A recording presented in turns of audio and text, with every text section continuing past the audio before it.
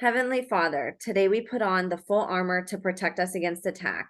We put on the belt of truth to protect against lies and deception. We put on the breastplate of righteousness to protect our hearts from the temptations. We put the gospel of peace on our feet to walk in your light, peace, and freedom with the Holy Spirit. We rebuke anxious thoughts. We take up your shield of faith for protection to block and destroy all the darts and threats thrown at us by the enemy. We put on the helmet of salvation to cover our minds and thoughts, reminding us that we are children of a mighty King. We are forgiven, set free, saved by the blood of Jesus. We take up the sword of the Spirit, your living word, that has the power to demolish strongholds and is sharper than any double-edged sword. We come to you, Lord, in prayer daily. In Jesus' mighty name we pray. Amen.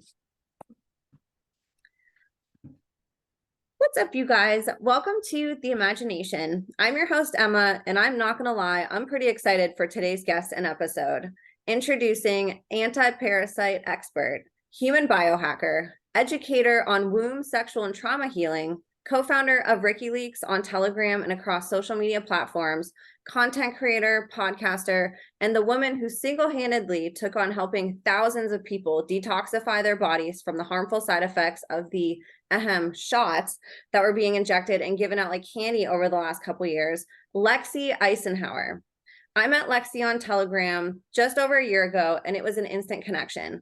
I loved her holistic teachings, how devoted she was to educating people she didn't even know on the harmful side effects of injections and other Western medical interventions, her detox protocols, which, by the way, you guys, have been getting recognition in the targeted individual community, and how all of this ties into trauma and sexual healing. There's been a war that's been waged against women, or if you're into wordplay like I am, WOMBan, for generations.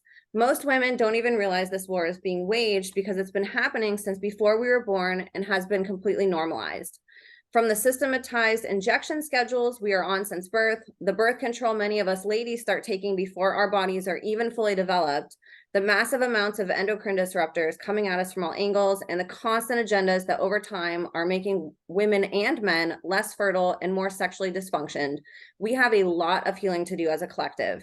Now tie in the emotional and physical trauma and abuse, and you guys, we have a dangerous cocktail that's been slow drip fed to us our whole lives that most of us don't even realize may be at the center of our problems or the crux to our healing. Lexi's research has been on my radar since I've met her, and this podcast episode has been a long time coming. I'm so excited we all get to learn this vital information from Lexi on how to heal, and hope you will pay attention and listen to her, keep an open mind, and take lots of notes, because we are going to be learning a lot of new information that hasn't ever been talked about on this podcast before in these last 3 years. Sexual trauma and understanding, and all the ways the sacred and divine feminine has been under attack, and how we can reclaim and redefine sexuality, love, and healing simply by having the conversations that most won't have. I thank God for Lexi's bravery to discuss this topic in length, and can't wait for you all to learn from her. Before I finish introducing this week's guest, I want to give a reminder that if you are a survivor or whistleblower who wants to share your story on the podcast, or who wants to share any information privately with me, you can now email me at imagineabetterworld2020@gmail.com. Please send me a briefing of who you are and how I can support you, whether it's through podcasting or sharing information. And I also recently started a Substack and a Rumble channel that I would absolutely love your support on. You can find all my links down below in the show notes. So you guys, without further ado, please help me in welcoming this week's guest of honor, parasitic exorcist, independent researcher, voice for the voiceless and the medically injured, abuse and trauma advocate, detox extraordinaire, and someone I'm so blessed to call my friend, the one, the only, Lexi Icenhower. Lexi, thank you so much for being here with me today. Hi, Emma's viewers. Thank you for having me. Oh my goodness. This has been a long time in the making, and I am so glad that we're finally getting to do this talk, because when I deal with so many people, it could mostly moms, medical practitioners, of the health and healing and like big pharma world, and also just our local chiropractors who are getting this truth out. I am in no way, shape, or form the only person doing this, but there's a lot of things that haven't been taught, haven't been given the light of day. So many people are learning all of this information that we're going over that may be new to you guys. It's new for all of us. And some of us have been in the world for 8, 10, 12 years. And the important stuff with detox and these natural remedies and things is knowing how censorship has really, really hindered a lot of like the truth out there. So I come from 2015, 2016, 2017 detox research, which even then it was a lot more readily available to people on just regular Google. Like a lot of this stuff that I learned, there used to be Facebook groups of moms doing autistic reversal, and there was like years and years of research in these little like MMS groups, and they don't have those anymore. Those like were shut down 4 or 5 years ago. So I'm going off of like a lot of research that isn't even available anymore just because it's been censored. Not to mention like all this stuff on Twitter that used to be there and everyone got taken down. So now you can't even search old tweets and old threads that showed a lot of this stuff. So I was like noticing that a lot of my research wasn't available. So I just started making a telegram saying, hey, this is what I got kicked off for talking about on Twitter. Here it is to the world. And like people were able to see it again and start asking questions again. What got you into that, Lexi? Why did you decide to do that research? I had to. I was really, really sick. I've always had kidney problems. I was a really, really sick baby. And basically, when I was, how old was I? 27. I was working at a community foundation. Every state has one. And these community foundations, they hold funds from like the richest people or organizations in a state, and those both conservative and Democrat alike. And we receive the money from those people and we put it into their funds, and then they give out grants or scholarships for 501c3 charity giving. But charity, since the dawn of charity, has always been also money laundering, basically. Yep. So there's always very nefarious people who want to gather information, move funds through the name of charity. So it was like 2016, before the election, is when I started looking into like colloidal silver and charcoal, basic things that were kind of helping me and starting me on my journey. I realized that there was indeed money going from John McCain's funds and Hillary Clinton campaign funds to help the hurricane in Haiti. So there was money No. going to Oh no. sponsor kids in Haiti. And I was taking Ubers to work at that time.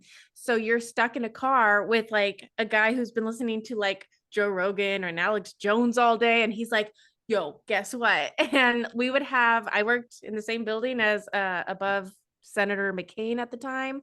So we would like drive up into work in 2016, the campaign year, and there would be riots and like protesters outside of my work. And I'm like, what are they going off about? Like, what are they talking? Like, why are they mad?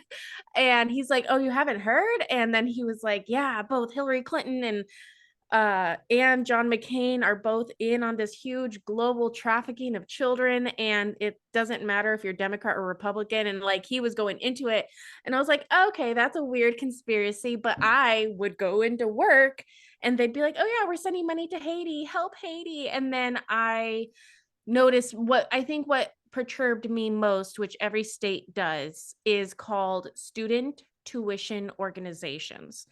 This is a seemingly really cool organization where you parents can give like $200 or $250 every year, and they get that money back to them after taxes. It's a tax write-off, and that $250 can go to a school of your choice. So what they were doing, and what I started slowly seeing, was we would have okay, if you want a student tuition organization grant or scholarship for your low income kid to go to a better school, then what we're going to do is we need you to fill out all this information and explain why you're low income enough to get this to qualify for the scholarship. So what they're doing is this foundation is getting all the kids in the valley who have single parents who we know have 3, 4, 5 siblings, because that's usually very normal for these low income neighborhoods to get. We know that there's usually a sad story because people are writing their very heartfelt pleas for help, and we get these winners of the student tuition organization scholarship, and we send them to these nicer schools that are usually slightly out of their district. But then what you have happen is kind of a culture shock, and this is all very planned and manipulated. So these low income kids would go to a nicer school, they would get bullied, they would have culture shock, they wouldn't fit in with the kids, so they're going to go to the counselors. Like, they're going to end up in the counselor's office, and the counselors look in your state. The counselors have the ability to call CPS if they think anything's wrong, and we know that these kids that even got the scholarship don't have a mom and a dad home when they get home. So that's like, oh, you have child abandonment issues. So like, they would call CPS, and CPS takes away these kids. Now look up Arizona CPS Prescott got in trouble for wearing shirts that said professional kidnapper on them, the entire like office. And they got in trouble. Like, that's what they're doing. They're kidnapping kids. So they use your tax funds to like give money to these kids, and then those kids end up in the system. It's really, really sad. It doesn't happen to 100% of the kids. Some of the kids, they just need to go into the sports programs of the school, and we'll go into that. That's a whole trafficking thing right there. So it's all very interesting how they're getting our kids at such a young age that when we talk about this targeted individual and healing and all this stuff, everyone wants to talk about once you're an adult. Okay, this is what they're doing to 18-year-olds in the modeling industry. Okay, this is the 20 and backs people are having memories of. These are the secret space program things that are happening. But no one ever goes to like, let's see where it began. Because when you're detoxing, and I cover many different like modalities that have been out there. I'm a researcher, so I go over Dr. Clark's protocol, Dr. Sebi's protocol, Jim Humble, Andreas Caliker's MMS protocol. The 1-minute cure is a hydrogen peroxide protocol. So like, I don't just stick to one thing. I just tell you the various different things, and like, you can try it, getting the information out there. But all the different things, one person will be on herbs, one person will be on like big pharma versions of antiparasitics like febendazole or ivermectin. Some people will be on hydrogen peroxide, and they're all coming back telling me the same thing. Like, the second or third full moon of cleansing, they're all saying like, I'm having memories come back, I'm having traumas I didn't realize that I like put aside come back in my dreams, like what's going on. So I didn't really understand this part of cleansing until I really got with my current tribe, who is like exorcists basically. And they're healers when it's not wartime, they're just healers. But during this time where we are being spiritually attacked and they are attacking our womb, then you are basically removing a parasite on your womb, which is known as an incubus or a succubus. So the second you go into removing an incubus or succubus, you're no longer in the healing modality, you're in a exorcism, because I love that. it's very, yeah, it's One's a demon. very It's a interesting. demon. It's a Yes. demon, and we know they're attacking our wombs for both girls and men. Men, how many percentage die from prostate? And it's because women, we can start our period in like detox a little bit every month, and that's why you see blood clots coming out of you. No, they're worms. They look like worms. You're getting rid of like metals. A lot of us certain periods might smell metallic, and of course blood holds metal, but you're like getting rid of also metals that way. But men don't have menstrual cycles. They can't get rid of this stuff monthly, so they just end up holding it, and we wonder why they're shooting blanks or low sperm counts. We wonder why all this stuff is happening. It's because they're completely being targeted as well, and this all goes back to Bill Gates and depopulation. And when the newest vaccine came out, a lot of people in our community were like, oh my gosh, people are going to be dying left and right. And there's definitely vaccine deaths, of course, we've seen it. But I wasn't really worried about people just dying left and right. I was worried about people not being able to have kids in the future. And the way the past vaccines have worked is just simply making people sterile.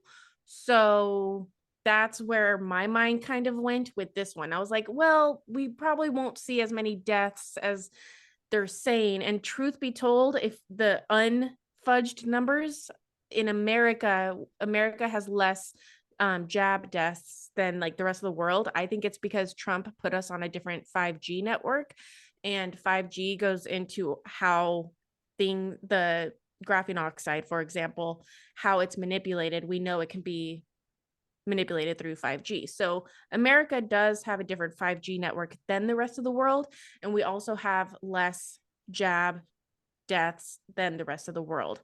But I am seeing a bigger problem with people becoming sterilized, and those deaths haven't even been like calculated yet, because we don't know how many people, how many babies won't be able to be made necessarily. And when the jab came out, I was getting a lot of calls of miscarriages the first 3 months, more than normal on an extreme scale. So I already saw that is how it was affecting people, is unable to grow the baby or even get pregnant. And we've already been having a problem with that since 2010, 2011 in our society anyway. And a lot of this jab does go back to 2010, 2011 technology. The mRNA stuff, that's been happening since like 2010, 2011 anyway.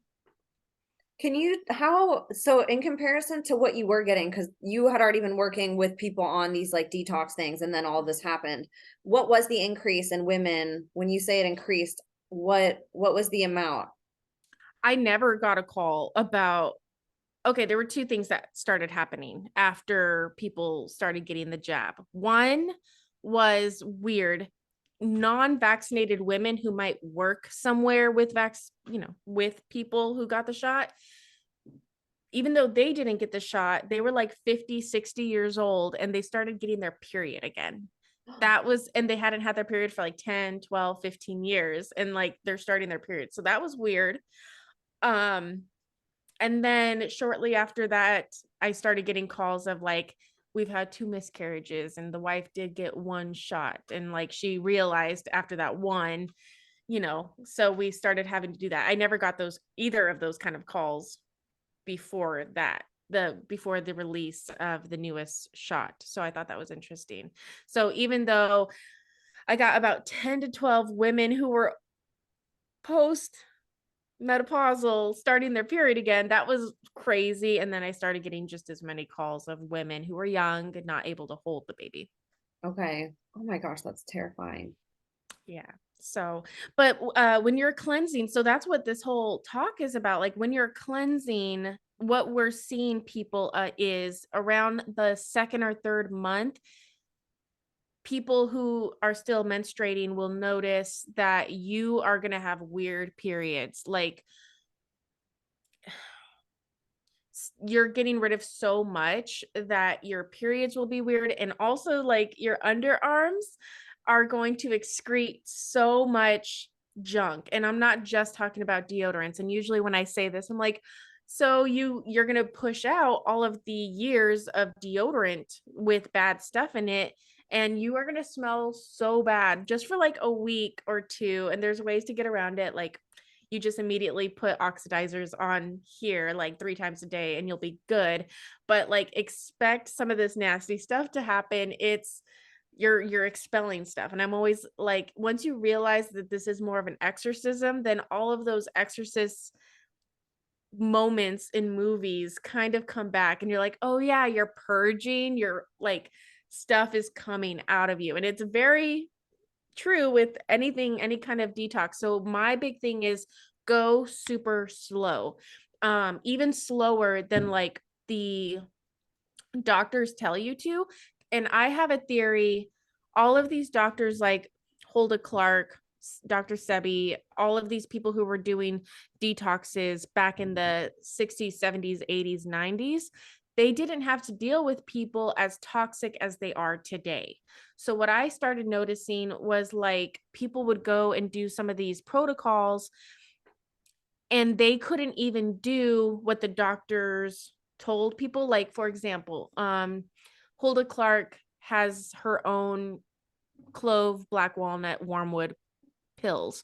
And she used to be like, just take 2 of each every single day. People were having such bad Herxheimer reactions, which means you're killing bugs and your body needs to process the bug bodies that you killed and the toxins they're releasing before you can like kill more bugs. So that's natural. It happens with antibiotics. Herxheimer reactions are something everyone needs to familiarize themselves with when doing cleanses.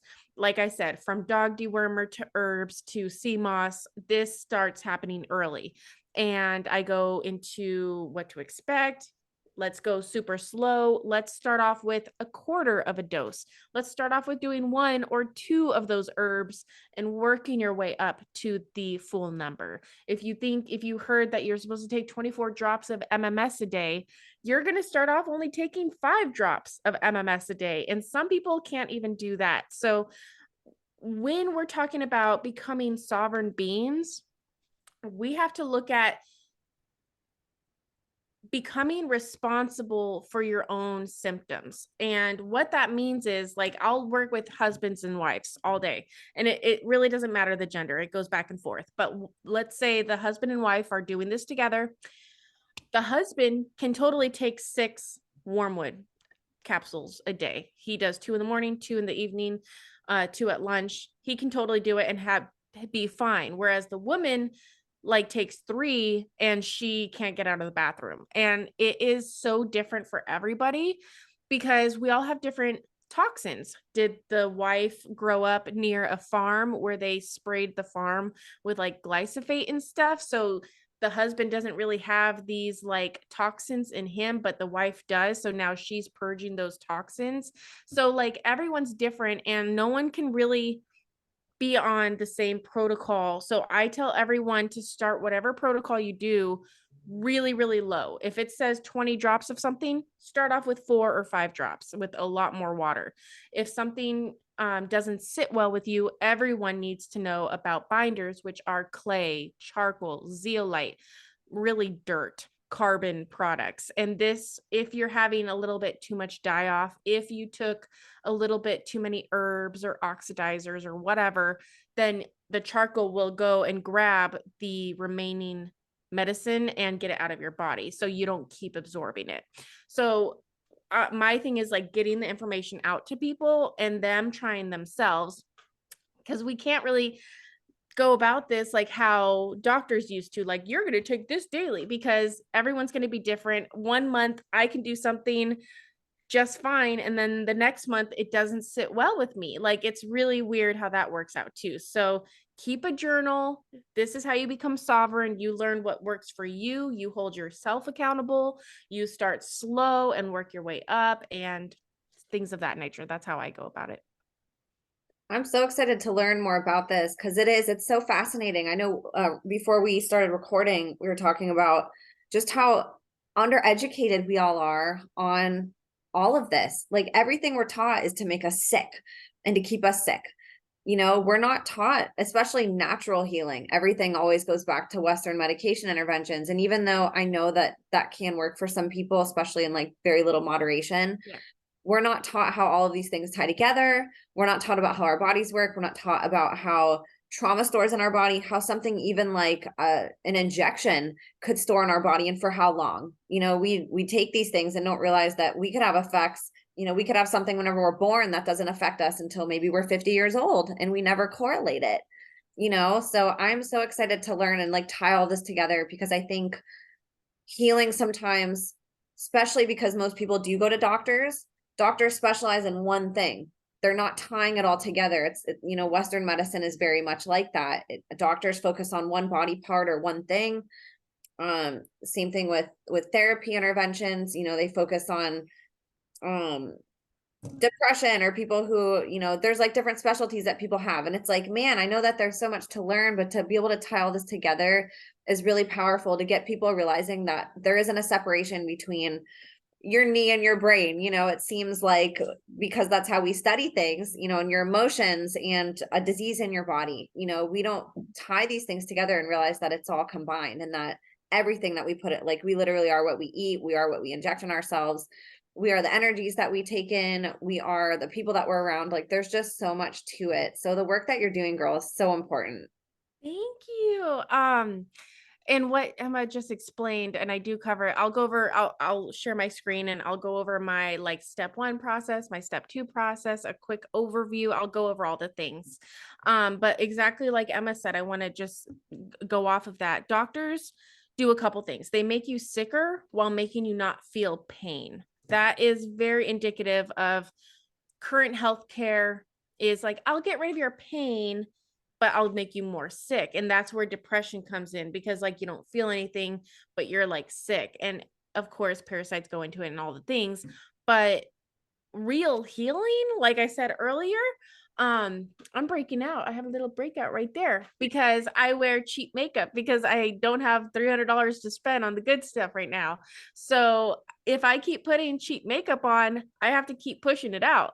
So it's ugly. You don't look good when you are cleansing. Your stomach will extend, and like you'll have days where you're bloated and where you feel like really, really skinny and you do lose a lot of weight.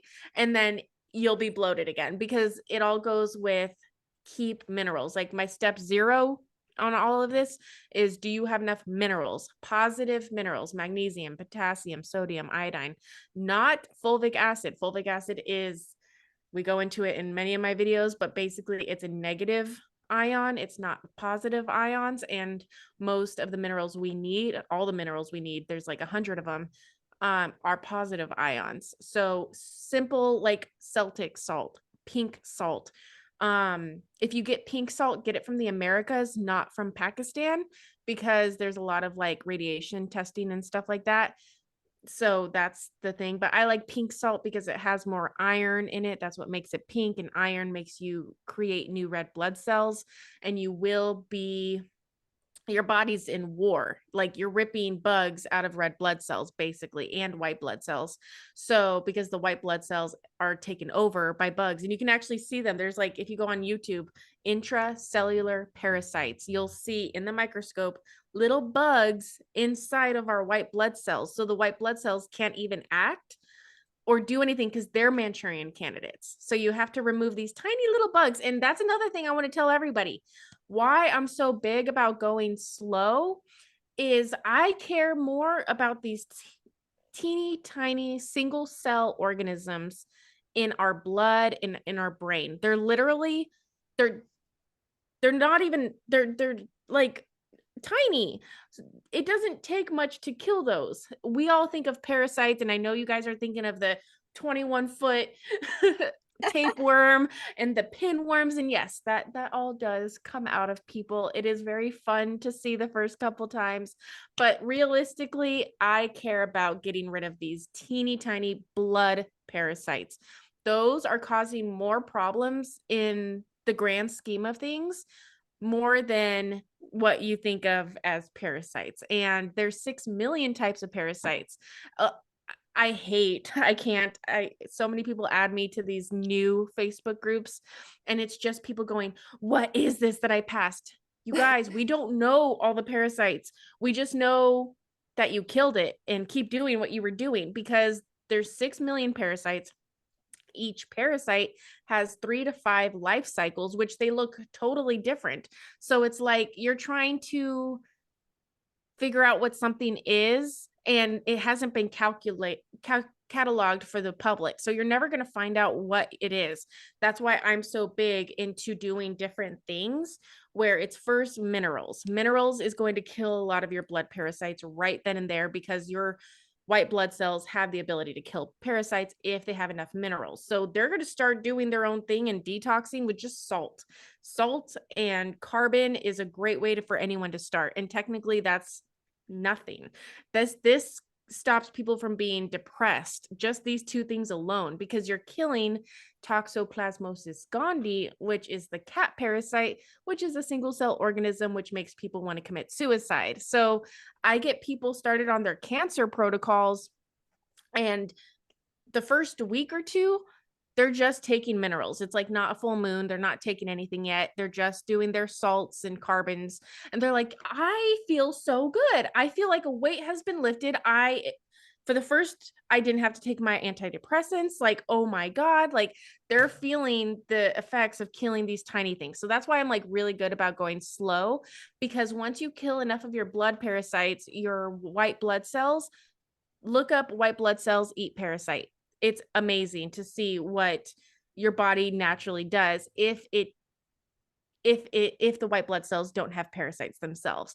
So they'll start eating your bigger parasites that we all know of, if you can just give them the support they need. And then of course, try herbs. You're not going to kill everything with just herbs. So after herbs, you'll be able to take oxidizers, hydrogen peroxide, ozone, chlorine dioxide, methylene blue, turpentine, things of those natures. But I don't want people to start off with that because it's a little too hard and you like won't have a good time. So I like starting slow and working your way up. I like ivermectin at the end of cleanse, because what ivermectin is great for is grabbing everything and pulling it to the bloodstream. But if you're really, really sick, really, really toxic, you've never cleansed before, especially if you're like having cancer, I wouldn't start off with ivermectin, because you have the ability to cause a heart attack, which is why Dr. Zelenko died of a heart attack before he ever cured his cancer, because he pulled too much stuff to his bloodstream at once. So I don't like doing it until you've cleaned yourself a little bit of these bugs that could do that. So by the second or third month, if you want to rub some topical ivermectin down your spine like once a week, this will be the only way we ever talk about using it. We don't talk about using it the way other people are. I just had a conversation with someone on Facebook, and they're wondering why their cattle didn't give any babies this past year. Why are the cattle's and obviously their cattle and goats don't have vaccines. They're very natural. But I've seen the same person talking very loudly about ivermectin for the past 18 months. So she's been like, oh, I'm giving the cattle ivermectin, yay. And then now she's wondering why why there's not a baby yield from her bulls this year. And I'm like, well, you have to realize when ivermectin was being given out, for the past like 10 years, doctors were told, don't give ivermectin to younger patients who still want to have kids. Give it to the older arthritis patients who are done having kids, especially women. They're not going to suffer so much, but the men, ivermectin is showing low fertilization in men. It's low sperm count happens for some reason after ivermectin. So like go slower. And people were asking why their yield of babies isn't that good this year. So I told them like, hey, you've been doing ivermectin, maybe not go as hard on the ivermectin this year, and you might see more cattle. And I'm always like, first give your cattle like wormwood, clove, black walnut. I like febendazole, but like maybe, hold off on the ivermectin if you do notice not so much activity in the baby being born department. So these are all little things, and a lot of us heard about these big pharma antiparasitics, but we forgot about the natural given antiparasitics. And the natural given, like oxygen, light, salt, carbon, those I haven't seen any weird side effects that some of these big pharma brands do have, unfortunately. So let me share my screen. Yep. Um, So informative. I'm so curious about all of this. Thank you. Okay, I want to show this little video because it's a great place to start our talk. It's a little and today we're talking about like elementary school K through 12. So I am bringing the kids in to describe to us what we need to know because I promise you some of these kids are much smarter than any of us. They're they have less trauma than we do, and they have, in many cases, less toxins. So they're very connected to source. So let's listen to this little guy, and I'll explain the science behind what he is saying. There are bad spirits on Earth. Well, kind of. They're not really spirits. So basically when, let's say, like, something happened, the energy of that event will create, like, its own entity. It will start going around the room. And this also happens in space, too. This can happen on any planet. This is not only for Earth. This can happen on any planet. So, when something bad happens, the energy from it will start circulating, and then it will start creating an orb, and then the orb becomes an entity, and then it starts learning from the thing. But then, since it's a low vibration, then that's basically why haunted house are haunted. So it's energy created from Drama. trauma? Trauma? Yeah. Trauma. Okay, so when something really bad happens, that energy creates an orb energy, which creates almost as if it's an identity. Yeah. Interesting. And then it thinks it is. It does. But the energy is the only thing that's living, but it's not really living at the same time. The bad energy, the negative spirits, are what is caused by human energy. Yes. And not just human, like this happens on any planet. Like it's not just for humans. Humans are not the main species. They're not the main alien species. Wow, that is such an interesting perspective. Just remember that for every question we do. So, what would you guys want me to answer next? See ya. Okay.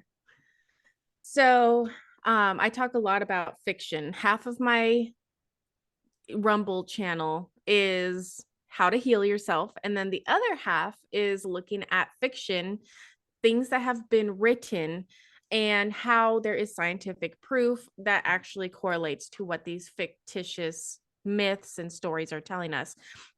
And after living through the past 2-3 years as we have, I can easily see how news history books don't get it right. They're not going to tell you what's actually going on.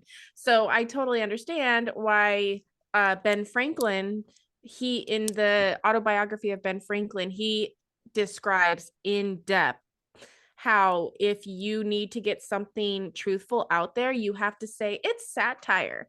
So literally he's like, if you need to get information out to the world, just say you have a satire tabloid and you can write all the real stuff you want. So whenever people go to share this, like, that's a satire site. It's like, yeah, if you actually know Ben Franklin, he tells people get the truth out by saying it's satire, or make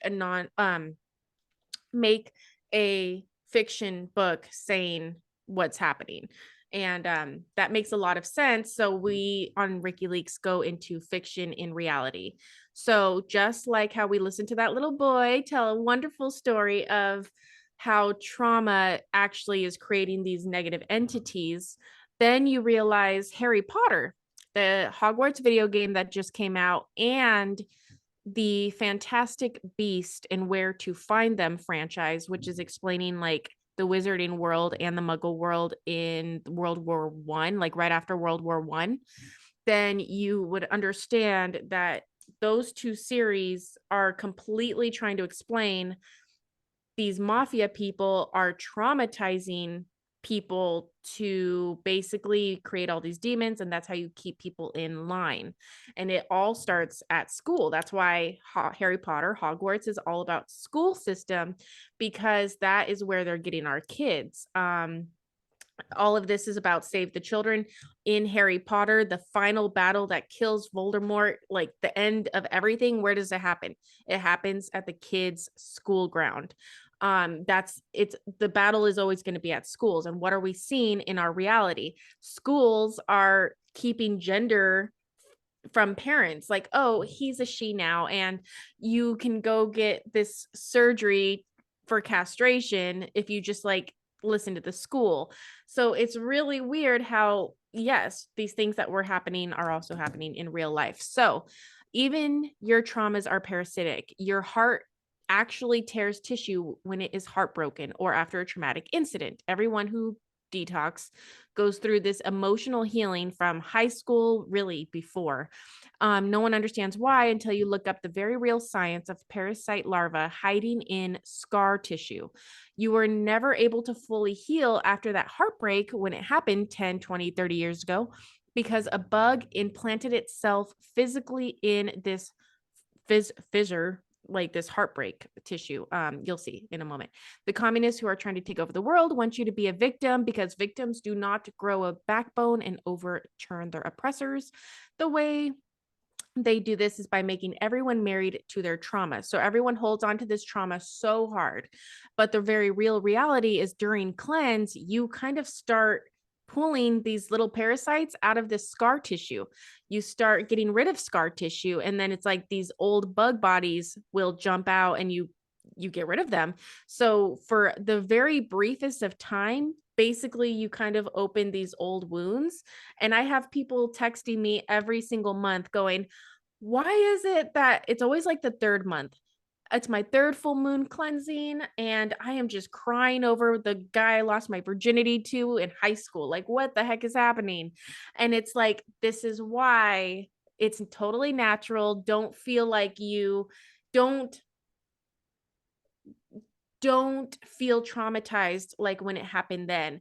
Look at it, feel it, and let it pass through you, because ultimately that's what's happening. You're passing this bug that implanted itself at the time. So look into broken heart syndrome. This is quite literally when stress tears muscle tissue in our heart. And then your body is so full of toxins and bugs and metals and all this stuff that there's not much free real estate. So when a new lesion or a scar or trauma happens, it's like, oh, hey, we have a new place to live. And that's why the bug kind of implants itself in these places.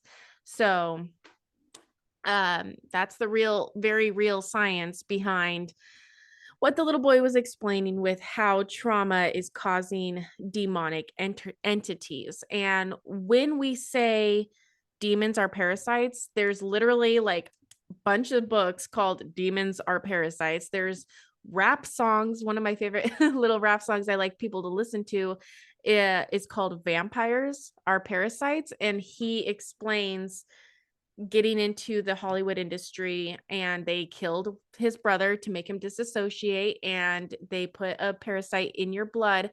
Now, intestinal play has always been the easiest way to give people intestinal parasites. And once you have a parasite in the intestine, there's science studies that explain bacteria, viruses, parasites can travel through the endocrine system to different organs of our body. So yeah, basically sodomy is the easiest way to make a Manchurian candidate. So that's just it. Something that everyone kind of needs to know of. Parasites in tissue, how to identify the structures, just very real problems that happen during cleansing. You will be getting rid of scar tissue. You will be getting rid of bugs in the scar tissue. That's the trauma buildup. So just wanted to cover that really quickly. For anyone who's interested in my work up till now, rickyleaks.com, RIKILEAKS.com is going to be my step 0 through 4 process, 3 step 0 through 3 process of cleansing. And this goes into full depth of, okay, let's get your minerals up. Let's not even think about horse paste or herbs or anything like that. Let's just get your minerals up, because what happens when you go to the ER? This is the one thing that hospitals do correctly. They know that you need salt in your body in order to absorb whatever the doctor gives you later. So if you go into the ER, you get set up on a saline drip. This right here is what makes most people feel good alone. So if you want to follow me on Telegram, go there. If you want to check out my Rumble channel, go there. And then we have the different rabbit holes I offer, and it's just getting you the information. So why can we legally talk about cures? If you ask me, Americans, we are all warriors. Americans have something called a Second Amendment. Everyone thinks this has to do with guns. I don't really care about the guns aspect of it. I care about the fact it says you can organize and get groups. This means that you have the ability to make your own military. So if you're going to do any of this, if you're going to talk truth, if you're going to talk about cures or anything of this nature, the military is the only way to do this. You acting as your own military, you taking sovereignty and being like, oh, I'm in a militia and I got a group of people that are taking salt and we are all getting better, weirdly enough. And it's weird that your medical system told us all to stay away from salt when it's actually like the very first thing that we all need. And I can legally talk about this. And it goes into Trump. I think in 2018, Trump made a right to try act. And people, this didn't get many eyes on it, really. So many people were like, no one even talked about it. But the right to try act is Trump saying if there has been rumors of a cure, you are allowed to try it on a terminal disease. Well, guess what? We all heard that COVID-19 was a terminal disease, right? It killed millions. Okay, cool. So if you have COVID-19, a simple, easy to cure cold, that's technically a terminal disease. So now you can try any of this stuff. So that is how we can legally talk about what we're doing. And I have guest spots on the reversal of jabs. I have detox subjects. Get your minerals. It's a whole hour talk on that. We go over herbs. Now, in my herb video, I just cover wormwood, clove, and black walnut. But wormwood, clove. Okay, so we just covered those. But I mean, technically, like any herb has this parasite killing property. It's just like which ones do they kill. I like the trifecta of what I just said, but I mean technically I take hyssop, wormwood, frankincense, rue, dandelion, like really anything that grows has to defend itself against worms in the soil. So that's why kind of all herbs are really good with some kind of parasite. And then oxidizers, like I said, I cover heavily in this one MMS, which is chlorine dioxide, but I also cover hydrogen peroxide, methylene blue, hydrogen ozone, and oxy powder. Those are all good oxidizers. And then carbon, you are the carbon they're trying to get rid of it in this world. So charcoal, clay, what is it called? Zeolite. Those are all great carbon molecules that you can have at the end of the day to clean up after killing all these bugs. It really, really helps you. If you went a little too heavy one day, it doesn't matter if you wait till night. Just take a charcoal pill or a half a teaspoon of charcoal, see how you feel. Okay. And then if you go lower than that, I have fiction, all my fiction stuff where I go into, I don't cover aliens. Let's cover parasites. Let's cover vampires and parasites. Let's talk about body snatchers, real life zombies, defense against the dark arts. I am affirmations, Dune, Prometheus, Avatar, Stranger Things. Okay. Stranger Things is what I wanted to talk about in this particular thing. We cover like 11, and all the targeted individuals we work with are very much sharing a lot of these stories and memories of being 11 from Stranger Things. Remember the little guy at the end of the first season, he's not feeling good and he throws up a worm because he was taken by the demigorgons in the first season. And people don't realize how much Dungeons and Dragons really is tied with Stranger Things. I know they played in the background, but Demogorgons is a monster on, like, there's a lot of truth in these war games like chess, like Dungeons and Dragons, like Warhammer. They're all these very real life storyboards of what's really happening, and I personally have a feeling that they're playing these games so it happens in real life. So Stranger Things does a really good job at doing that. But Stranger Things Part 2, I had the wonderful Jack Pendergrass. We have about like four or five different shows with him on us, and we just cover how your tax dollars are paying the Vatican, running through the military to do things like this. And he's the number one person I pray for when I think about doing this journey. Jack Pendergrass, his work is absolutely phenomenal.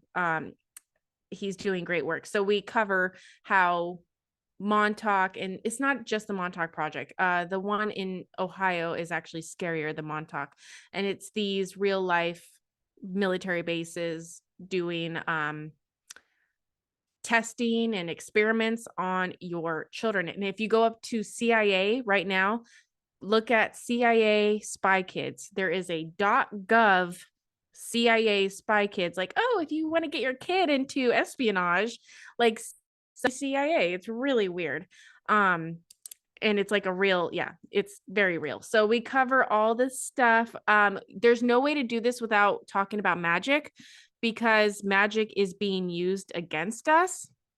So you're going to have to understand magic. So I do the whole armor of God before any kind of magic speak.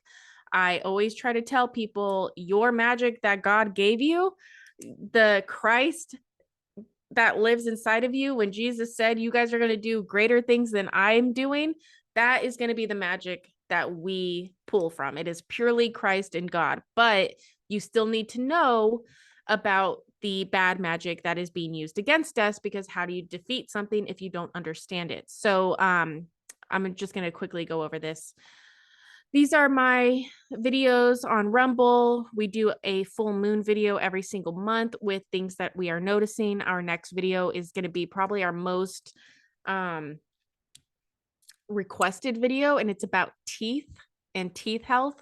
And that's a huge thing. What Emma mentioned earlier, people have an owie. Let's say they have a abscess on their teeth and they go to the dentist, when in reality, if you look up the acupuncture meridian points, that place where they had an abscess on their jaw is actually the large intestine meridian. So it's like, no, you're having a large intestine problem, either an inflammation, or you might have gone a little too heavy in cleanse and you killed a little bit too many bugs that you can't keep up with. So I'm always big into telling people, take the weekends off. I know every single protocol out there says do it for 19 days. Do it Monday through Friday. Give yourself the weekends off. That way that your body, your liver can catch up on the amount of bugs it's killing. So I can't tell people that because I'm not like a doctor, but I'm like, if you're literally, there's like over 10 protocols that say to do it for like a month straight, 3 weeks straight. And I'm like, I do it Monday through Friday. So I don't have these horrible reactions when I've killed too many bugs that I can't keep up with. Like my liver and kidneys can't keep up with getting rid of, if that makes sense. That's Herxheimer reactions. Story that woke me up. I had a premonition. I was a very dumb liberal in 2015 and I had a premonition dream that I woke up, and everything of that dream has happened to this point in very weird ways. And then we have a birth video. This birth video is so cool. It's me and Elke, a wonderful woman in our tribe, and she is familiar with our Master Jeff's exorcism. And before people have babies or during the process of the pregnancy, she really tries to heal the mom so you don't give your baby any ancestral trauma.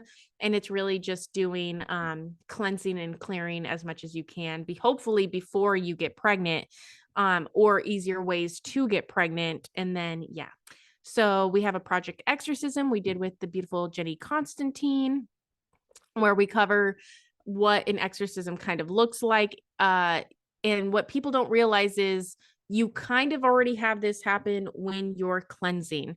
You're kind of like, even if you never talk to me or any exorcist, you're going to notice intrusive thoughts when you're cleansing. You're going to notice thoughts in your head. I love the Bible verse about Jesus going to the desert for 40 days and he starves out the parasites. And the science behind this is amazing because yes, you would have to starve the parasites for 2 full moons in order for them, because they eat on the full moons. So you would have to starve them out that way. And you're going to lose a lot of weight. There's Orthodox pastors that do this every single year for Lent. For the 40 days, they actually give up eating. And it's the best parasite cleanse. I've only done like 5 or 6 days on fasting, and you feel great after like 3 to 5 days of fasting. So I can only imagine 40. And the way I see the 40-day fast is, goodness forbid, if something happens, I'm in Phoenix, Arizona, I can grow food all year round. There's a bunch of 40-day crops, radishes, a bunch of greens that I can just start my crops. And if a world event happens where we can't get food, I'm not going to put myself in a fear mode and being like, I need Patriot Supply. Where's my canned food with all the metal in it? No, I'll just do my 40-day cleanse and I'll make my garden and I'll have stuff.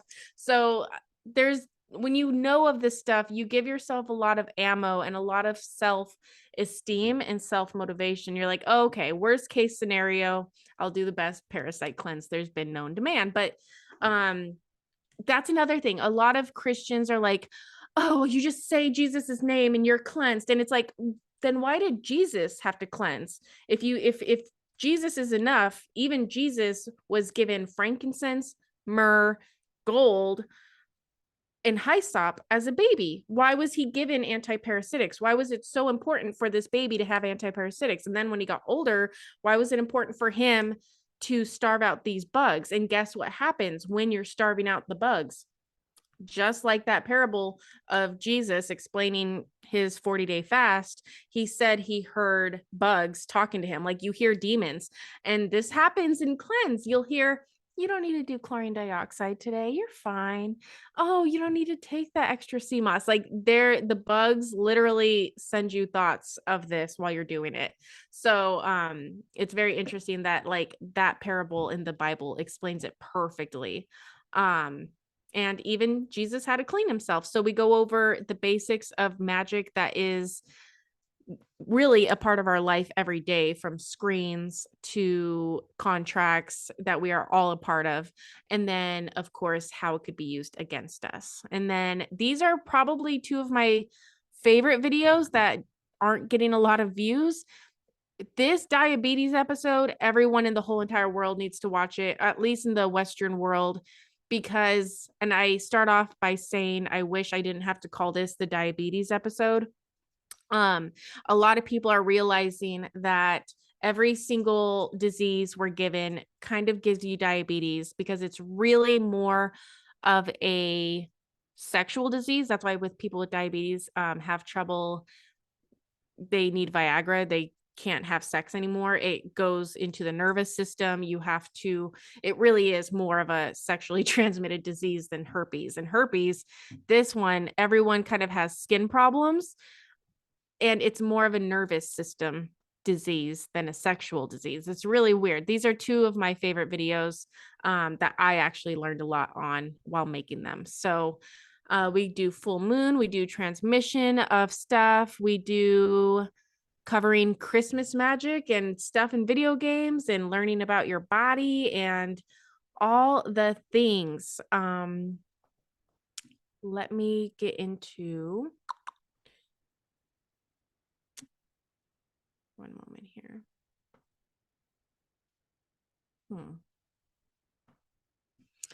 My computer's slow, but basically, if you just go to my Rumble, there's a bunch of stuff if you have more questions about parasites. But the reason why I wanted to come on this show was because what we're seeing when people are doing like the exorcism and like we're finding out the root cause of everything. Everyone's root cause really happened between like K through 12. And that's totally understandable because that's where our programming came from, basically. So let me close these screens. And we're going to... I love that pitchcraft. She's such a sweetheart. Grace McGrady. She is a model, a really awake model kid in LA that started realizing, like, when she was doing modeling things, there would be a 14 or 15-year-old that they made basically be naked or in a sheer dress. And she's like, hey, so we're all being told that models are actually slaves and child industry slaves. So why are you? And she's like churning. She got the whole publication and that entire modeling company to release a public statement saying we're sorry for making a child wear like see-through stuff. She's going around and telling all of her model friends, like I check in with her Instagram and it'll be her and her friends holding like wormwood and they're detoxing. It's really interesting because, like, yeah, I'm really proud of her. So they're the new generations are definitely getting this information and running with it. So I'm so proud of them. That's fascinating. My computer's just being silly. I'm sorry. You're good. I'm I trying to think close like all these lines. one of the things that I wanted to say too before I forget, in talking about, like women, I had watched this video and I was having this thought not long ago, and this video like put it in a really interesting way, just really about how unprioritized mothers and children have become in society, and how it's like, oh, you're a mom and you want to, or you're a woman and you want to have a kid and become a mother. Well, we're going to forget about you until you're ready to be productive again, and then you can come back to us. And it's really sad, like how far we've gotten from like embracing the woman and the child, and how you were saying, like, then we have kids that grow up in these systems, and end up getting exploited and all these things happening to them. And it's like, we're not prioritizing either. It's like a second thought. We don't care about what the schools teach them. We don't care about, how industries teach them or treat them, and it's really fascinating how far we've gotten away from that. And I think what your work does is it helps us refocus and be like, what is important? Well, it's taking back our health. It is creating new life and doing it in the most healthy way, to keep things going, and then to protect our future generations by taking care of ourselves. Precisely. And I mean, this all goes back to tearing the family unit apart, because if you have a strong masculine figure, a father figure, then he essentially acts as an umbrella to the wife and the children. And when you have this strong nuclear family, you don't have as much of the forgetting about... It's not so much forgetting about the kids, because the programming of these dark elites, they have put the kids on a pedestal, but not in a good way. They're like, oh, give the kid a million toys for a brain advancement. It's like, really? Well, if the kid had just like a couple wooden blocks and puzzles, that does more for the brain than this like jumpstart video game that they have. So you're actually kind of making them dumb by giving them all this stimulating stuff. So a lot of the moms mistook raising the child and prioritizing the child. They mistook that for, let's give them all the best clothes, all the best commodities, all the best toys. I didn't have a bunch of toys, so I'm going to give the kid an enormous amount. So then the kid doesn't care about the toys. The house is always dirty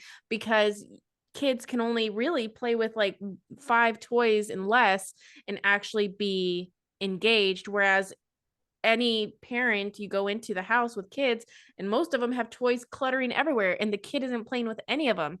So in some ways, they have prioritized the kid. I hate this.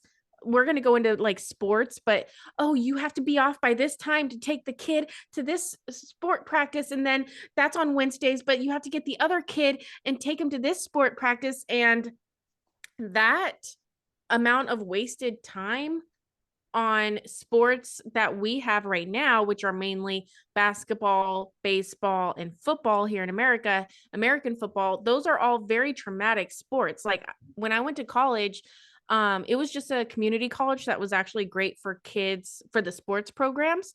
So there were 18, 19-year-old basketball, baseball players who were broken. They all had torn ACLs. They all had they were broken, and this was just from high school and 2 years of college, and they were under 20 years old. And then because they're all broken everywhere and torn ligaments and things and broken blah blah blah, they all had to be on painkillers. So now you're making the warriors of society, which are going to be the fastest, strongest people, which are going to eventually obviously be sports players, you're making them addicted to painkillers at 19.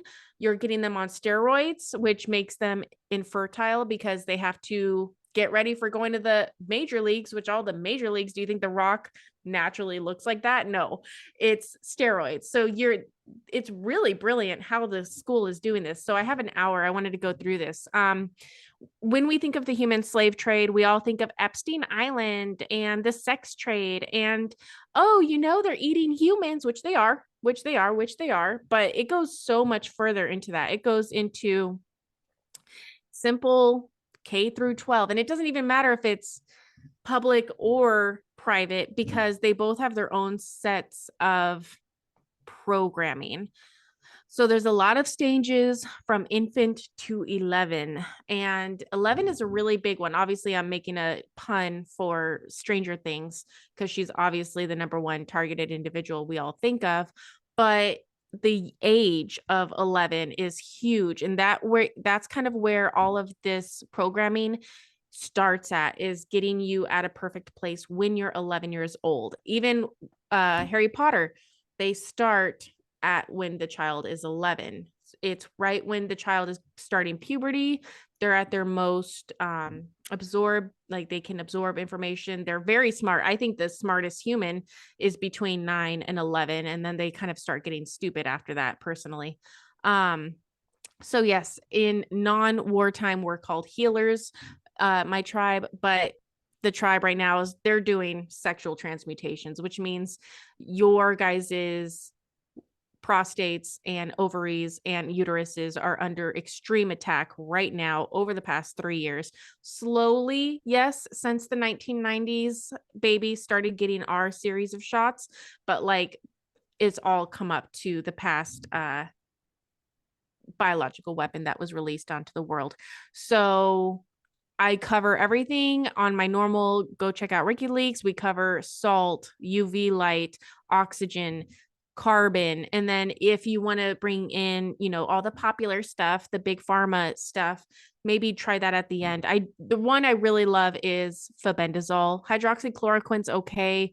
When I tell people about like hydroxychloroquine and ivermectin, people were on it for 10 years and never cured their arthritis. Whereas people are on chlorine dioxide and hydrogen peroxide for 6 months and they cure their arthritis. So like there's stuff that works better than maybe the popular stuff you're hearing about online. So we allow targeted individuals to utilize their body and not be taken over by an agent. Remember, Neo has to remove his stomach bug in the Matrix to explain this need to utilize the body and not be taken over by an agent. So even Neo in the first 10 minutes of the Matrix series has to remove his stomach bug. That's why we are starting here. And this is why targeted individuals start at school, because how do you get a stomach bug into someone? Well, if you're going to school, you can say immunizations are required. Now look up insect larvae in all shots. And this has been a thing since the 50s. We know that you have to and the biggest lie you ever hear is Um, that's a virus. Okay, well, look up what a virus is. A virus is an obligate parasite. So let's stop calling it a virus and let's call it what it actually is, a parasite. That's bacteria. Okay, let's look up what bacteria is. Oh, it's a parasitic infection. Let's stop calling it bacteria. Like, we have to unlearn some things that we were taught in school. Now, why were we taught this stuff in school? Okay, there was a little thing called World War II. It probably didn't go down the way we heard it went down. And that's why there was a huge, not just high school, this is high school. There was a huge school curriculum shift right after World War II. Basically, how it used to be is people could get a K through 8 education and they knew everything they needed to do to go apprentice with their dad. And you had plumbers and sons, electrician and sons. And then at 14, the son would be old enough to go work with dad, basically, and learn a trade. But then the trades got taken over, which is why we call them masons. Masons are going to be the trade men of the town that build the town. This could be building bricks and making the structures of buildings. This could be laying the roads and making the roads for the city. This could be doing plumbing and electrical. These are why the parasites had to take over the trades and the first responders of a town, because I've talked to many police officers in this and they get the weirdest calls, like demonic activity. A lot of times first responders are the first ones to see. So you have to get parasites in the schools, in the first responders, and the trades in order to take over a society. So that all started happening extremely after World War II. Okay, fourth grade, between 10 and 11 years old is when the recruiting of children kind of becomes very top priority in schools. And I know everyone here remembers going and getting your, like, someone would show up from the government on school days and they're like, oh, we're checking everyone's sight and hearing. Let's see how good your sight and hearing is. Let's do eye test. And we were all like, okay, no big deal. What they were actually doing is, if there were special people, if there were children with special abilities, the children with special abilities would hear tones that normal children couldn't. So when you clicked on a tone, that basically let the government know, oh, they have hearing, they have sight. Whereas 95% of the other kids who have perfect hearing, perfect sight, could only see these certain things, these certain lines, these certain tones. Whereas if you had a gifted child, an 11, people that could actually manipulate matter and hear things that normal people can't hear, see things, you would know from these tests. And then the kid is, I remember I got a call in fourth grade and the fourth grade teacher's like, and he was really upset about it. I remember that was a thing. He was like, I feel really bad about doing this, but your daughter has to go to a gifted program. And he talked to my mom. My mom's like, okay. And then I went into this gifted fourth grade class. And they learned more things. They had a ton of field trips. And then in fifth grade, I was at the same school. So I went to the fifth grade gifted class. Again, we went on a crazy amount of field trips. I don't remember many of them, but we went on them. So a lot of parents are like, oh, well, we'll trust the school. The school is where all this stuff is happening. And it has the number one trust from parents, which is really, really scary. And like, obviously, homeschool rates have skyrocketed recently. And this is why we realized that the schools were being stupid during COVID. So that is kind of how we're getting smart and pulling our kids out of school and becoming our own education, basically. So how school is basically finding the warriors of a society. And it is either trying to make those warriors on their Black agenda side, or just simply make sure the warriors are broken and on drugs by the time that they're 18, 19, 20. So through school, we have extracurricular activities. These are clubs. These are theater and band and choir and debate team and chess team. All of these different clubs basically is a way that you can shift through the warriors and be like, okay, so our strategic people are a part of this club. And then you can start giving them the tools to fight for, in our case, the black hats. So in the performing arts, it's obvious that mostly liberal leaning kids, that's how we see these people, are going to join theater or whatever the case is. Whereas the really, really tough, fast, strong kids are going to join sports. Whereas the very, very smart kids are going to be in like academic type clubs. So I was a theater kid. I'm very theatrical, we learned some crazy stuff in theater. We learned about cross-dressing is the number one oldest form of clowns. And there's a Japanese clown, Habuki, I believe, that you have to cross dress. And at the time, we were told, oh, women weren't allowed to be actors. So men had to pretend to be the actors. And that's where clowns, the cross dressing clowns come in. And then when you're in 8th or 9th grade, you spend that whole year just reading Shakespeare and how to read Shakespeare and how, which is total bullshit. Like, sorry, but Shakespeare would cringe if he or she found out how Shakespeare's being taught, because Shakespeare was very much, and there's a lot of conspiracies around Shakespeare. Is it Francis Bacon? Is it a woman pretending to be Francis Bacon, pretending to be Shakespeare?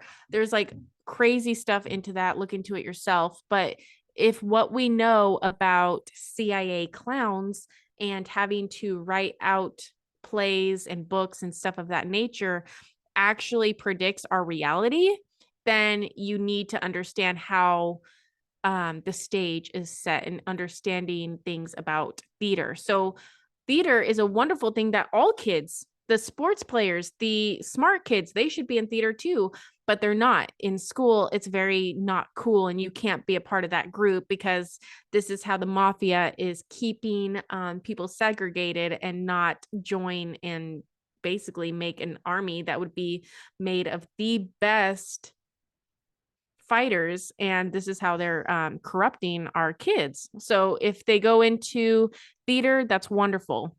But every school usually has an ROTC program. There's even private schools that are just simply military schools, and the bad kids go to military school. And why does the military have theater? If the theater of war is a huge thing you hear about in military. So when we hear about the military, you're getting the people of each town who wants to fight, and you put them under your thumb. And my husband was in the National Guard for 6 years. We saw some dirty stuff, like extremely dirty stuff. Doug Ducey was our governor for most of it, I think all of his term. And he was sending like the troops to teach UN soldiers how to fight. And whenever you hear about like the theater of war, they're like, oh, don't pay attention to National Guard. They're just weekend warriors. They're not real. When in reality, what's happening is the states, the governors have their own militia, and the state governors are actually using their armies of the states to do extremely horrible things. And most of the stuff that's being done is actually through these state governors using these militias known as the National Guard. And then you have what we all think of as the military, which is the 1% active duty people. And they're kind of just playing they are being utilized like a country will hire the American armed active forces to come to their town and do different things, either patrol or, hey, we have a small military here in this little country. Can we pay for your military? We do a lot of that kind of stuff. And then, of course, we know that there's a lot of lies about certain wars. So even if the active duty is in a combat mission on a war, it's not necessarily what people are describing. It's a different kind of fighting altogether. So we need eyes on state government National Guards and what they're doing, because I know Arizona National Guard, when Trump got into office, they were sent to Guantanamo Bay, and Guantanamo Bay was made like 3 or 4 times the size, and all this money went into making Guantanamo Bay in Cuba huge, like it's going to hold a bunch of new prisoners soon. And you wouldn't know that happened, but it was a state militia that was sent out to do that. So, and then of course the Second Amendment makes each and every human being born in America allowed to have their own militia. You are your own commander of your own war. That is, the military is the only way that you can fight. You have to realize that you have your military right and you can fight using that. The military is the only way. And the military active duty might just be exactly what they tell you it is: theater. Okay, so why trust what we think we know if we know school lies? For example, we all heard that 1422, the one guy sailed the big old blue, whatever. But in reality, in 1421, it's been proven that China was actually in America first. And if you kind of put things together, you're like, I wonder why when the Spaniard fleets and the English came here, why were people already speaking English? Oh, that makes sense. China was actually the one to discover America. China was actually the first people here. It's very interesting when you start hearing the little rumors around. It makes a lot more sense for things we're having to deal with now. And then Shakespeare was a woman. There's a lot of heresies around Shakespeare. And this little girl, I think she's obviously like a liberal. She lives in Washington, D.C., Elizabeth Winkler, and she just wanted to write this little book about all the weird rumors she heard about Shakespeare. And she got treated like a Holocaust denier. She got treated so bad by the media for just making this little book. She's like, what the heck? People are calling me anti-vaxxer. Like, of course, we understand what that means, but she's just like a normal little girl that was like making a book. And when the media treats you like that, you're over something huge. So she basically unknowingly uncovered a huge rabbit hole with Shakespeare alone. And when you start realizing that Shakespeare made Macbeth, which is very similar to the King Arthur story of basically a crown of a king being taken from him and the rightful king having to take the crown back over. And then also King Lear. We're seeing King Lear happen on a real stage right now. It's where a king went crazy and they're trying to keep it from his people that he's not fit for office. And just very weird stuff that is happening in real time. So you are the military. Stop waiting for the military. Realize you are the military and you can fight. You can fight by cleaning yourself. You can fight by getting information out to people. You can fight by getting your kids out of maybe public school and really paying attention to where your kids are getting their education from. There's so many different ways to fight. So the goal, we've talked about military in schools. We've talked about fake curriculum in schools. We've talked about how schools are getting involved in your parental status and able to send you to CPS. We've talked about teaching children through the performing arts how to be spies, basically, and very interesting things. But really what I hate most about kids is the fact that they're made to go into sports. And I wouldn't mind sports if they were different than the ones we were given, because I do want people to be moving their bodies.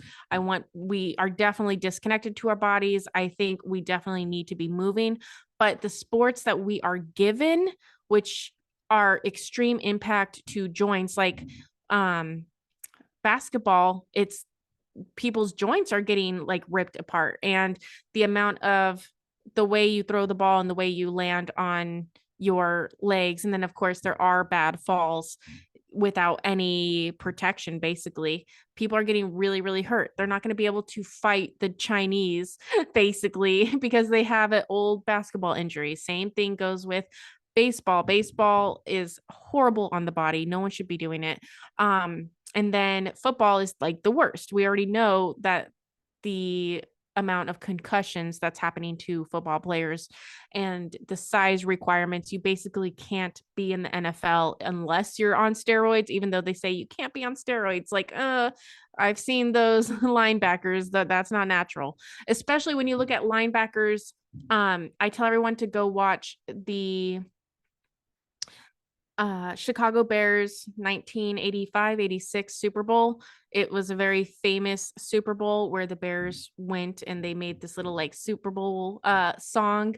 And when you look at the size of people that our football players used to be in the mid 80s, and if you look at the size of football players now, it's not the same. And there was even a football, one of the, I think a linebacker, I would assume he was called the refrigerator. Like, he was huge compared to anyone else on the team back in 1985. But if you watch that same video now, he's kind of small to be a linebacker. What do you think linebackers are doing? What do you think has changed? Like, our whole sports industry has been taken over, and it's not what you think it is, and it's just wasting time. People are wasting thousands of dollars, thousands of hours at these stupid Saturday meets, and it's just killing your kid. It's getting your kid to a point that they are going to have to go to a school, which is, I don't want your kid to be in school for 12 years, let alone you have to go to this liberal education afterwards. And that's where you go to be picked for these horrible pro sports. And if you look at these schools, I know Baylor University in Texas, they have back-to-back sexual abuse trials going on right now for their sports kids. Like, it's just bad news bears. So basically you're getting the strongest, fastest of each school, of each really little town. You're getting all of the warriors who could fight, and you're breaking them, and you're getting them under the cabal's thumb. Basically, it's very interesting how we're seeing this all play out. Yeah, Baylor exempts from sexual harassment rules. So we know this is happening on a wide scale. It's very disgusting. Hold on here. Let's go down. Oh, drugs, school drugs. Okay, so obviously, we spoke about people getting so hurt in those later years of high school and college for sports programs that they're going to end up on pain relief. Like, basically it goes into meth and heroin. When you can't get any more pain pills, you're still going to want and have that addiction. So this is how you basically make people addicted to narcotics, because they were simply in a school program. And then I know whenever I needed, like, when I went to 4 different high schools in 3 years, and all over the country, you would always go get your weed. If you were having a little party that weekend, call up your Mormon friend. They have weed. And they would all go, oh, I know, it's so weird that a Mormon is like the bad one. We all know that the Mormons like to party, and it was just a little secret. But then you see, oh, the Mormons got into a huge fight with the Mexican cartels, and the Mormons actually go on all these missions to these countries with drugs, but they wouldn't get in trouble because they're Mormons. Who would ever look in the back of a Mormon car for all this drugs? Oh, and then you get to see how the Mormons are involved with the CIA and are actually in these Mason groups.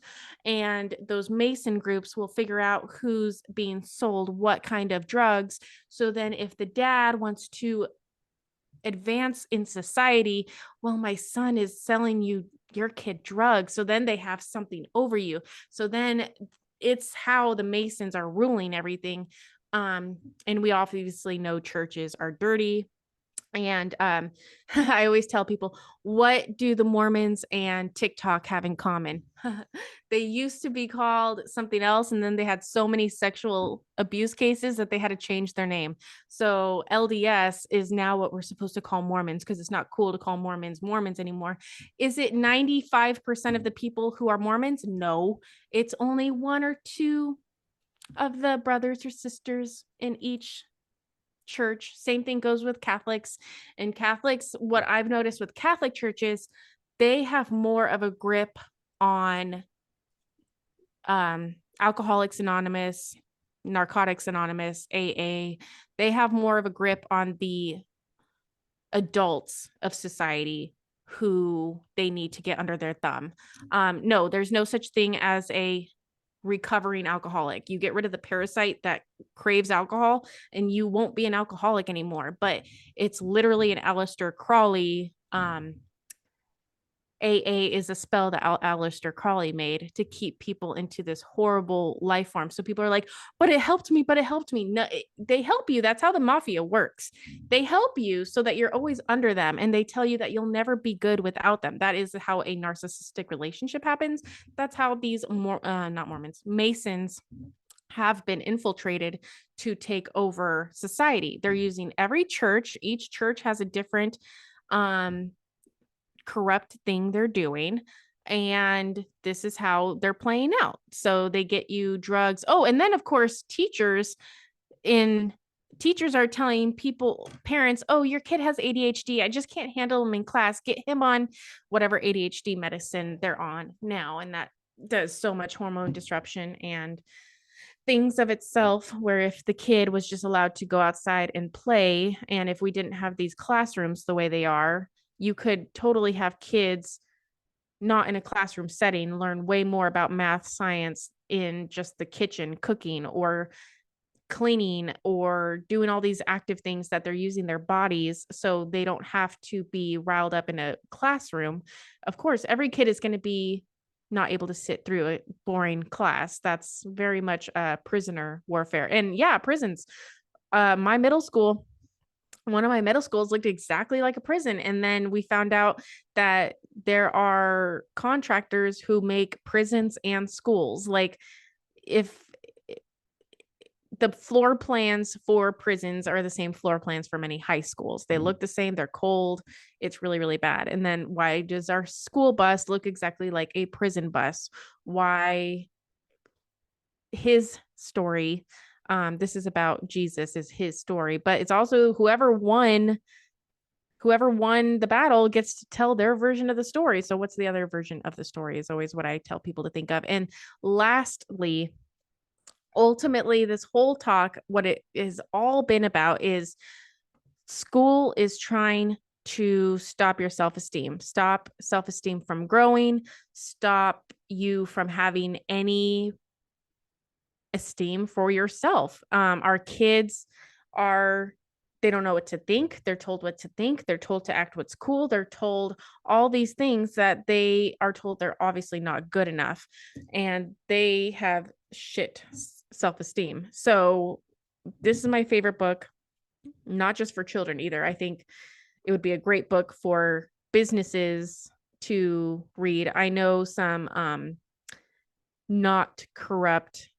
military and police officers who are making their units read this. And it's funny because it's called Inspiration for Teens, but it's really inspiration for everyone. The story is written by a dear friend of Ricky Leaks, Paul Hemphill.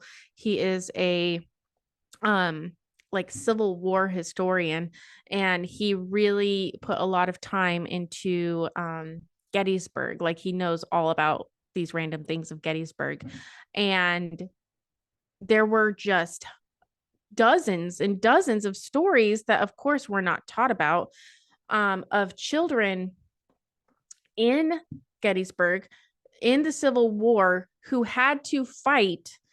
And these kids did various things. They took communications, when communications went down, when all the adults were fighting, they had to get information to places, they had to put themselves in scary predicaments, they got people out of bad places, like they were fighting, and these were kids, like little guys, all ages, children were fighting in Gettysburg. And it's just real life stories. It's kind of like a chicken book for the soul, chicken soup for the soul book, where it's just real life stories of these kids during the Civil War. And like when you read it and you realize, oh my God, an 8-year-old, a 10-year-old did that, I can definitely share my truth on social media. Like we have it so easy. And I know a lot of us are like, oh my God, it's so hard. This is all horrible. I can't believe this is happening.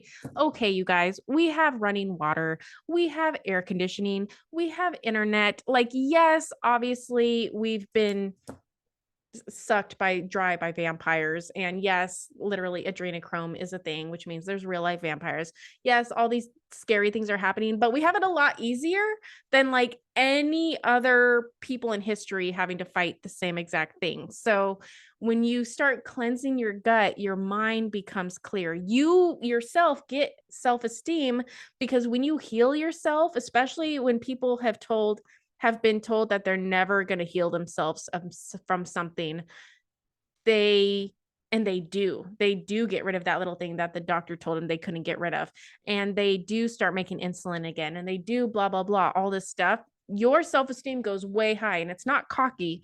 It's like, oh, I see what works, oh my gosh. And you finally get the self-esteem, and that gives you the courage to start becoming a warrior again, which really this whole thing was explaining, that school is taking away these kids' courage, and at the same time segregating the different types of warriors that really need to come together. We need the basketball players to be friends with the theater kids, because when you go to make an organization for your work, or even if you have to join a war, you have to have the strategy that maybe the ROTC kid knows about, or the chess kid knows about, with the strength of the sport kids, with the theater of the theater kids. And why I say that is, we think of Hollywood, we know Hollywood's bad, but why is Hollywood bad? It's a bunch of theater kids who know how to manipulate the masses. I have been following the SAG strike, all the strikes with all the unions. If you ask me, there's not a single strike. I think Hollywood is dead. I think the old country has been torn down, and we're seeing it in proof of all these strikes that are happening. I think we are being lied to about the strikes, and the only ones who are telling you about the strikes are actors and performers. And I know Trump pulled out of SAG, I think in 2020 or 2021. And I don't think unions are around anymore for a much bigger thing than we can even imagine. Right now, we're just hearing that there's like 60 to 80 different strikes of unions. That has never, ever happened in the world. If that many unions are on strike for all these different reasons, I have a feeling it's because there's no unions right now. So, but you wouldn't know that because actors are great at acting. So they're being told to say it's for this reason, for that reason, when I think it's a much bigger reason. So yeah, that's pretty much the conclusion of today's talk that I have. Let me stop sharing my screen. That's all so fascinating. And it goes so hand in hand with, after World War II, Project Paperclip and all of that too, and I know that you know that, and it's beyond the scope of this, but there's so many layers to all of this. And people, we, like how you said, they manipulate history too. So we're left out of not only our history, but over like what's literally happening in our time and what happened right before we got here. Exactly. It's scary. I mean, and that's another thing I try to tell people. We don't want to bring in fear to the conversation. I never want to bring fear. And instead of saying, like I just said, it's scary, I try and go, you know what? Round of applause to my enemy. Like, he played a good game. And if we do that, if we, instead of going, when you find out all this horrible stuff, instead of going, oh my gosh, like I can't believe it, how scary, they can do this, just be like, you know what, he played a good game. The devil played a wonderful game. And when you say this, you also tell yourself, like, don't feel stupid. Don't feel hoodwinked. It was a very beautiful game that was played against you. And don't feel stupid for not seeing the signs. Don't feel bad that you gave your kid a vaccine. The doctor was under the top black magic to make it seem like it was a good idea. The best CIA level programming went into your theater kid. So that's why the theater kid is a liberal who is screaming right now at a protest with her shirt off saying all this crazy stuff. Like, when you understand the amount of programming, you immediately have empathy for all who were like undercome by it, and you don't hate them, if that makes sense. It does. I talk about that a lot. It's controversial. It doesn't, people think that that means that we're excusing behavior, and that's not it. You know, it's finding the humanity and realizing that everybody was born an innocent child, and having empathy for that child, still seeing that child and saying, what happened to you that you became this? Because that's not who you were born to be. That's not who you were born as. You know, so it's just like crying for that little child and like what happened to it to turn it into something that it was never intended to be.